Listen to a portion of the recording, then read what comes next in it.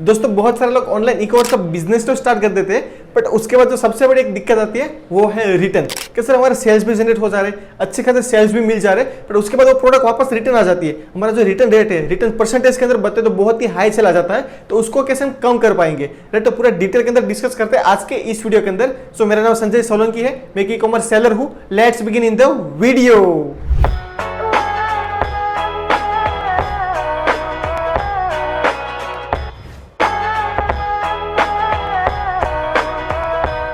देखो दोस्तों, यहाँ पे प्रोडक्ट रिटर्न आने के मल्टीपल रीजन हो सकते हैं, राइट। यहाँ पे मेनली जो हम डिस्कस करेंगे वो करेंगे कस्टमर रिटर्न की।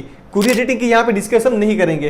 कुरियर रिटर्न यानी कि क्या होता है कि कस्टमर तक माल पहुंचा ही नहीं, उससे पहले मतलब उसने डिनाई कर दिया था, ऑर्डर कैंसिल कर दिया, रास्ते में माल था तभी उसने ऑर्डर कैंसिल कर दिया, तो हमारे पास वो वापस आ जाता है। तो उसकी बात नहीं करने वाला है, मेनली हम बात करने वाले हैं कस्टमर रिटर्न, कि अपना गुड्स एक बार सक्सेसफुली कस्टमर को डिलीवर हो गया, उसके बाद कस्टमर उसको रिटर्न करवा देता है, तो उसको कैसे कम कर सकते हैं वो पूरा डिटेल के अंदर देखते हैं। दोस्तों यहाँ पे पूरा मैं आपको केस स्टडी के साथ समझाता हूँ। स्टार्टिंग के अंदर मैंने एक प्रोडक्ट लॉन्च किया था, उसका रिटर्न रेट की बात करूँ स्टार्टिंग के 1-2 महीने के लिए, तो वो था 15% समथिंग, मतलब 10% से ज्यादा 12%, 13%, 14%, 15% समथिंग उसका रिटर्न रेट था। 4 से 5 कुछ प्रोडक्ट थे, उसके अंदर इतना परसेंट रिटर्न रेट था।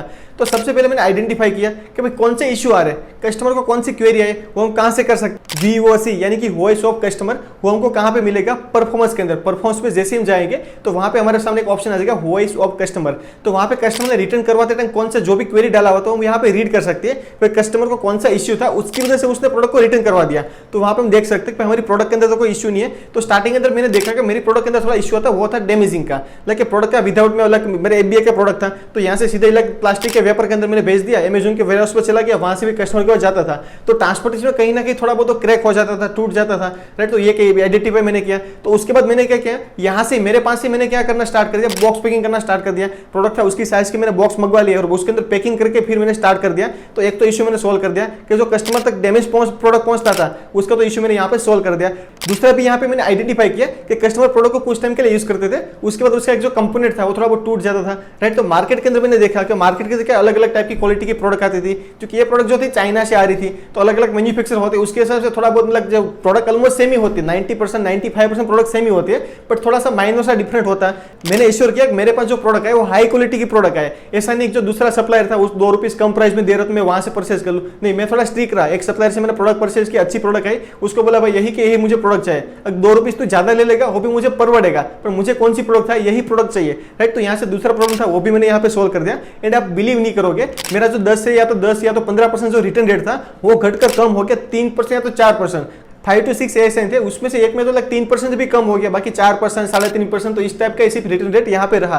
तो इससे आप लोग देख सकते हो प्रोडक्ट मुझे कितना महंगा पड़ रहा है। मार्केट में अगर मैं सस्ती क्वालिटी लेके आ जाऊँ तो भी मुझे कितना सस्ता पड़ेगा, 5 रुपीज का 10 रुपीज का पर पीस का फर्क पड़ेगा। वहीं पे वो क्वालिटी में क्या हो रहा था, रिटर्न बहुत ही ज्यादा आ रहे थे, राइट। मतलब 10% 15% वहां पे रिटर्न आ रहे थे। वहीं पे मैंने थोड़ा क्वालिटी हाई यूज किया, पैकेजिंग प्रॉपर्ली किया, तो रिटर्न कितना कम हो गया, तो वहां पे मेरा लॉसेस बहुत ही कम हो गया है। क्योंकि आपको भी पता है कि प्रोडक्ट जब भी हमारे पास रिटर्न आता है तो कितना ज्यादा उसका चार्जेस लगता है। दोस्तों यहाँ पे मैंने आपको एक तरीका बता दिया जिसके थ्रू अपने प्रोडक्ट की रिटर्न कम कर सकते हैं। अभी यहाँ पे आपको दूसरा तरीका बताता हूँ, उसमें भी प्रैक्टिकली केस स्टडी समझाता हूँ। मेरा एक दोस्त था, वो किड्स बोतल सेल करता था, लाइक स्टील की बोतल आती थी, वो भी चाइना से आती थी, वो सेल करता था, राइट। तो जो बोतल आती थी थोड़ी अच्छी क्वालिटी, लाइक इतनी ज्यादा अच्छी क्वालिटी की नहीं आ रही थी, तो उसके अंदर रिटर्न रेट की बात करें तो 20%, 25%, 30% तक भी कोई ऐसे थे उसके अंदर उसका रिटर्न रेट चला गया था। तो मैंने उसको सिंपल सजेस्ट किया, उसने 2-3 महीने के लिए प्रोडक्ट चलाया तो भी रिटर्न रेट इतना मतलब कम नहीं हुआ, ज्यादा कितना हो गया, 15% हो गया, 20% रह गया, 25% रह गया, तो थोड़ा बहुत कम हुआ, ज्यादा कोई कम नहीं हुआ। प्रोडक्ट पैकेजिंग उसने इंप्रूव कर दिया तो भी, क्योंकि यहाँ पे जो प्रोडक्ट आ रही थी वही खराब थी, मतलब इतनी अच्छी क्वालिटी की नहीं थी,